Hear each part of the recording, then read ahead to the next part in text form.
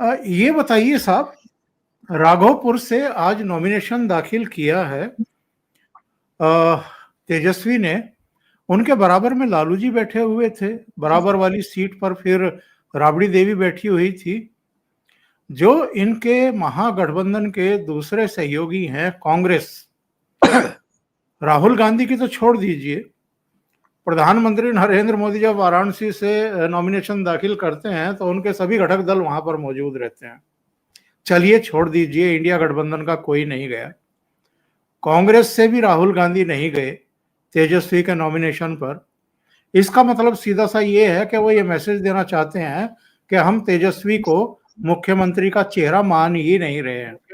अगर नहीं मान रहे हैं तो आप इनके साथ लड़ी क्यों रहे हैं? दूसरा, चलिए राहुल गांधी नहीं आ सकते थे, बहुत बिजी हैं, चंडीगढ़ के दौरे लगा रहे हैं, वहां पर एक दलित आईपीएस ने सुसाइड कर लिया तो उनको दलित राजनीति चमकानी होगी, पर कांग्रेस का कोई और भी नेता नहीं पहुंचा नॉमिनेशन के समय। ये सब क्या हो रहा है? अब प्रॉब्लम कहां है सर? बीजेपी ने लिटरली अपने ऑलमोस्ट सारे टिकट घोषित कर दिए, जदयू ने घोषित कर दिए। देखिए, लड़ाई सिर्फ ईगो की होती तो चल बन जाता। कांग्रेस अध्यक्ष नहीं थे, ठीक है, इनकी कितनी बहनें मंच पर थी सर वो दिखाइए, कितनी बहनें थी। चलिए तेज प्रताप यादव तो निकाल दिए गए, बाकी रोहिणी क्यों नहीं थी? चलिए बहनों का भी समस्या समझ में आ गया, कांग्रेस का समझ गया। लेफ्ट पार्टी के घटक दल के बड़े दीपांकर भट्टाचार्य, ये लोग क्यों नहीं थे? मैं बताता हूं। जो सिंक्रोनाइजेशन है, समन्वय है, जो बैठ के होनी चाहिए। आप देखिए कि एनडीए की एनडीए भी बड़ा घटक दल है, क्योंकि इसमें उपेंद्र कुशवाहा है, जीतन राम मांझी है, चिराग पासवान है, जेडीयू है, तो 5 पार्टियां हैं। कम से कम अमित शाह जी ने 6 बार मीटिंग ली। ऋतुराज सिन्हा जी पिछले 15 दिन में वो आदमी एक टांग पर खड़ा होकर के सीटों को देख रहा है, यहां वहां इधर उधर हो रहा है। कुछ बंटवारे के कारण इतने घटक दल है कि कहीं पे जेडीयू नाराज है, कहीं पे बीजेपी नाराज है, कहीं पे लोजपा नाराज है, लेकिन अंततोगत्वा सब साथ होकर के चलने लगे, सबका और टिकट आज ही कुशवाहा को बुला करके फिर बात की। हाँ हाँ हाँ हाँ, सब चीज उनका राज्यसभा रिन्यू होने का सब कुछ हो गया, okay. The whole point is that sir, कि अगर आप प्रॉब्लम का सॉल्यूशन निकालना चाहेंगे बैठकों से तो सॉल्यूशन निकलेगा, और सॉल्यूशन निकालने के लिए एक चीज है, अपना अपना घमंड टेबल के साइड में रखना होगा। अपना अपना घमंड टेबल के साइड में रखिए, और जो सबसे बड़ी बात है, थोड़ा आप झुकिए, थोड़ा वो झुकेगा।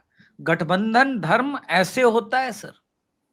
पर राहुल गांधी को तो मलेशिया और कोलंबिया और पेरू घूमने से फुर्सत नहीं है। गठबंधन कौन करेगा? सीटों का फैसला कौन करेगा बैठ करके?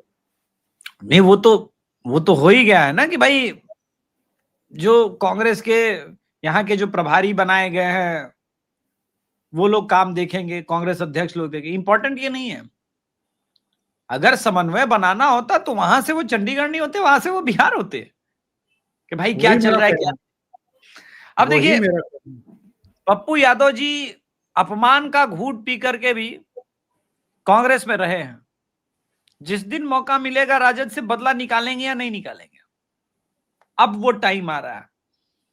खुल के कहा जा रहा है कि हमको क्वांटिटी नहीं क्वालिटी सीट दो, पूर्णिया में दो, कटिहार में दो, किशनगंज तो हमारा है ही, जो हमारा है तो हमारा है। तुम्हारे सेफ सीटों पे स्ट्राइक रेट बढ़ाना है ना, हम भी सेफ सीट पर खेलेंगे। अब राजद की समस्या यह है कि राजद के साथ जो 3 वाम दल है यहां पर, सीपीआई, सीपीआई-एमएल और माले, ये तीनों अलग अलग प्रकार के जीव जंतु हैं, और इनका ईगो बहुत बड़ा होता है सर। इनकी समिति होती है, कार्य समिति होती है, इनका अपना संगठन, एकदम अगर आप देखेंगे ना संघ स्टाइल में ये लोग भी काम करते हैं। तो एक बार सबने मिलकर के टिकट किसी जगह का डिसाइड कर लिया तो फाइनल हो जाता है। राजद ने गलती क्या की, घोसी सीट के लिए लेफ्ट से बिना साठगांठ किए राहुल शर्मा को पार्टी में शामिल करके कहा कि हम तुमको यहां से टिकट दे देंगे, और तब तक लेफ्ट की मीटिंग चली रही थी। उन्होंने महाबली यादव को घोसी से टिकट दे दिया। दिखने में सुनने में बहुत साधारण बात लगती है कि कोई बात नहीं, राहुल शर्मा को एडजस्ट कर लेंगे, लेकिन राहुल शर्मा को बुलाया ही गया था कि घोसी लड़ेगा तो जहानाबाद की सीट को हम साध लेंगे भूमिहार बहुल, और जदयू ने भी भूमिहार बहुल सीट पर से चंद्रवंशी को दिया है, तो सीट तो आरजेडी के फेवर में ही है। सवाल यह कि क्या आप घोसी भूमिहार इस अपमान से घोसी जीतेगा?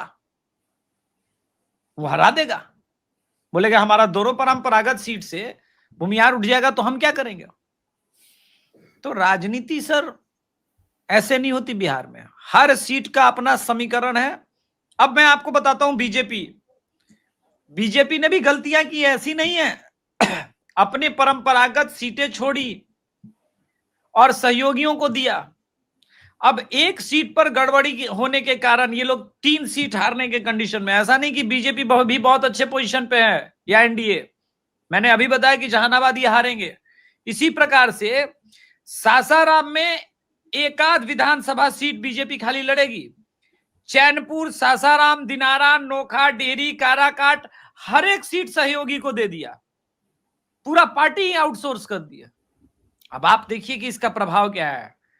अब देखिए, चेनारी सीट एकमात्र आदमी ललन पासवान जिता सकता था। उसका कारण है सर, वो हिंदूवादी आदमी था, हिंदू लोग उनके साथ जुड़ते हैं। जो जिनको मिला है उन पे आरोप बहुत गंभीर है। जेवीसी श्रीराम जी जो तमिलनाडु से आकर के वो सर्वे करके गए थे, उन्होंने एक ही आदमी को बोला था यही जीत सकता है, क्योंकि मुरारी गौतम जो कैंडिडेट है उन पे भयंकर आरोप है, करप्शन के तो हैं, वो सब ठीक है, लेकिन हिंदू मतांतर करने वाले मिशनरियों के साथ साठगांठ का जो आरोप है वो बीजेपी कैसे बर्दाश्त करती। तब बीजेपी ने क्या किया कि वो सीट दे दिया लोजपा को, और लोजपा के टिकट से इनको लड़ाया जा रहा है। तो बिहार चुनाव बहुत निर्णायक और बहुत इंटरेस्टिंग मोड़ पे है। कई लोग बहुत खुश होंगे कि मैथिली ठाकुर को टिकट मिला है। अलीपुर से जाकर के लोग ग्राउंड जीरो पे जाएं। मैथिली का भविष्य उज्जवल जरूर है, हो सकता है वो जीत भी जाए, लेकिन भारी विरोध है भाजपा के अंदर। भाजपा के अंदर भारी विरोध है, कोई शुभ संकेत नहीं है सर। लेकिन ये फैसला तो सीधा ऊपर से हुआ है, प्रधानमंत्री के स्तर से हुआ है। बिल्कुल, ये सीधा ऊपर, यही तो बात है, सीधा ऊपर से हुआ है। लेकिन ग्राउंड पर तो 5 साल जिस आदमी का जलवाए जलाल जिसको कहते हैं ना रहा है, वो भी ब्राह्मण ही आदमी है, वो भी ठाकुर ही आदमी है, ऐसा नहीं है। यहाँ पर मैं बता दूं, दरभंगा वगैरह साइड जो ठाकुर लगाते हैं वो ब्राह्मण होते हैं हमारे यहाँ, मैथिली ब्राह्मण। तो वो भी ब्राह्मण ही है, और पूरा कैडर और पूरे संघ का नीचे का कैडर उसके साथ खड़ा है। Easy, it will be not be A cake walk. Siwan स्वास्थ्य मंत्री बहुत गंभीर परिस्थिति में फंसे हुए हैं सर, बहुत गंभीर स्थिति में है। इसी प्रकार से डिप्टी सीएम सम्राट चौधरी, इनका जीतना बहुत टेढ़ी खीर साबित होने वाला है। तो ये चुनाव कम मुझे महाभारत अधिक नजर आ रहा है, एकदम नेक टू नेक है।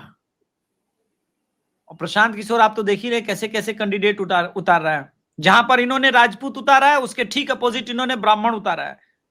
जहां यादव इन्होंने उतारा वहां भूमिहार इसने उतारा, जहां इन्होंने यादव उतारा वहां पे इसने मुसलमान उतारा। हर सीट का प्रशांत किशोर अपना डेमोग्राफी के हिसाब से सीट का समीकरण साध रहा है। प्रशांत किशोर जो मुझे 2% 3% पर सिमटता हुआ नजर आ रहा था, अब समवेयर 7-8% पर मुझे अभी तो दिख रहा है सर। 20 दिन का कैंपेन पर राघोपुर से भागने और चुनाव ना लड़ने के फैसले की वजह से कुछ लोगों का कहना है कि पूरे अपने पार्टी वर्कर्स और नेताओं को ही डिमोरलाइज कर दिया है उस आदमी ने। ये पता है कैसा गेम खेला है बीजेपी ने? बीजेपी भी के कारण भी फंसे और प्रशांत किशोर के कारण भी फंसे हैं, और राघोपुर में विरोध है, ये भी सही बात है। ये तो भीड़ बाहर से बुला के दिखाई गई है, ये भीड़ जो आई है बाहर से आई है सर। अब मैं आपको बताऊं, ये कैसा सिचुएशन है? इस सिचुएशन को अखिलेश यादव भली भांति समझते हैं। निरहुआ को चुनाव लड़ा दिया गया आजमगढ़ से, पहला वाला याद कीजिएगा, जब 19 में ये लोग गठबंधन में,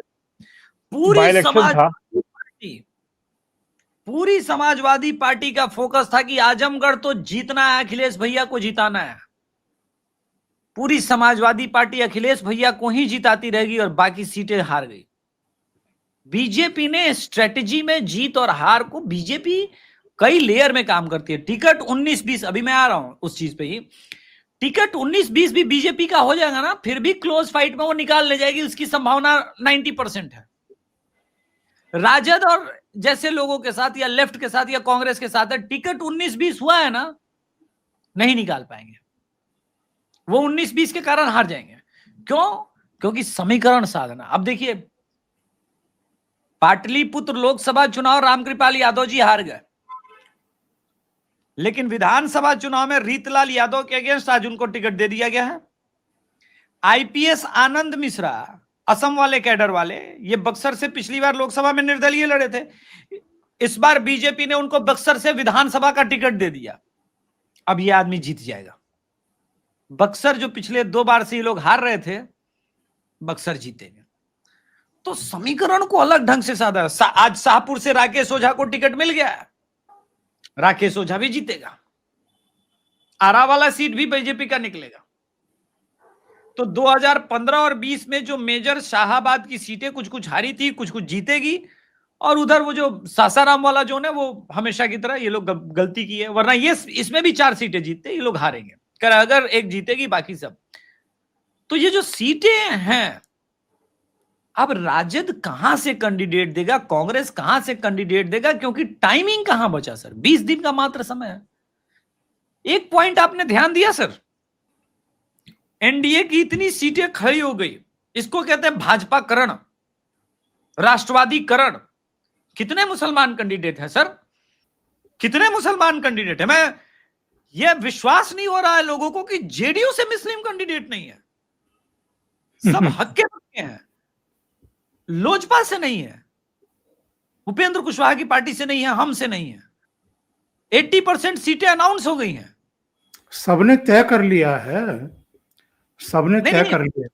नहीं, मैं बता रहा हूं, जदयू देगी, किशनगंज वगैरह और पूर्वांचल की सीटें देंगी, लेकिन ये जो सीटें परंपरागत रूप से चली आ रही थी, एक जमा खान वाली चैनपुर की सीट जब निकलेगी तो दे देगी जमा खान को, क्योंकि वो बीएसपी से आए हैं, मंत्री रह गए, तो दे देगी। लेकिन वो कारण कुछ और है, क्योंकि आप विनिंग कैंडिडेट है, बीएसपी से आए हैं हमारी पार्टी में, तो रिस्पेक्ट वाली बात है। लेकिन जो बाकी जगहों से मिलता था, एकदम क्लियर कि या तो हमारे साथ चलो, नहीं तो एकदम खत्म कर देंगे राजनीति। आज एक और डेवलपमेंट हुआ सर, राजद ने ओसामा को टिकट दिया। शहाबुद्दीन के बेटे को। हाँ। अमेरिका वाले तक खिल गए होंगे, बोले अरे है ओसामा भाई, ओसामा जी को टिकट मिला है, लालू प्रसाद यादव जी ने दिया है, तेजस्वी यादव जी ने दिया है, इसके साथ चंदा बाबू की यादें हरी हो गई। तो भाजपा के हाथ में आईआरसीटीसी से लेकर के ओसामा कांड, इनको लग रहा है कि ओसामा कांड बैकफायर नहीं करेगा। ये एक ओसामा को टिकट के चक्कर में पूरा सिवान गोपालगंज होते हुए अपना गढ़ ये लोग हारेंगे, एक ओसामा को टिकट देने के कारण। हाँ, सिर्फ ध्रुवीकरण नहीं होगा सर, पूरा ध्रुवीकरण होगा। सिर्फ ध्रुवीकरण नहीं होगा, जंगल राज की याद से लेकर के, ध्रुवीकरण से लेकर के, शहाबुद्दीन जी के परिवार के लिए डिफिकल्ट टाइम आने वाला है, डिफिकल्ट टाइम आने वाला। तो मुझे लगता है कि भाई एनडीए ने सीट शेयरिंग में तो कम से कम, जिसको कहते हैं ना, पावर प्ले में बैटिंग बहुत बढ़िया की है। अब देखते हैं मिडिल ओवर में कितने ये लोग रन बनाते हैं, लेकिन पावर प्ले में तो एकदम साफ साफ नजर आ रहा है कि हौसले पस्त हैं। कांग्रेस का रिजिड होना मुझे समझ में नहीं आ रहा है, क्योंकि 61 देने को तो तैयार हो गई थी कल ही कांग्रेस, राजद, उसके बाद ये डिले हो रहा है। इसका मतलब है वीरवल्लर जी और जो आए हैं, और केसी वेणुगोपाल जी, पवन खेड़ा जी, यहाँ के कांग्रेस अध्यक्ष पप्पू यादव, कन्हैया कुमार, इन लोगों का कुछ अलग पकड़ा है। देखिए, पप्पू यादव और कन्हैया कुमार के साथ आपने जी नहीं लगाया, इनके हाँ, साथ भी जी लगाना बहुत हाँ। जरूरी है। नहीं, कन्हैया कुमार प्रोटोकॉल का पप्पू पालन यादव, कीजिए। जी जी जी जी जी, नहीं, प्रोटोकॉल का पालन करते हैं ये लोग, जी ही हैं, आप मान लीजिए जी ही हैं। ये बात और है कि मंच से उतार दिए जाते हैं राजद के, लेकिन फिर भी मैं तो जी लगाता हूं, ऐसा नहीं।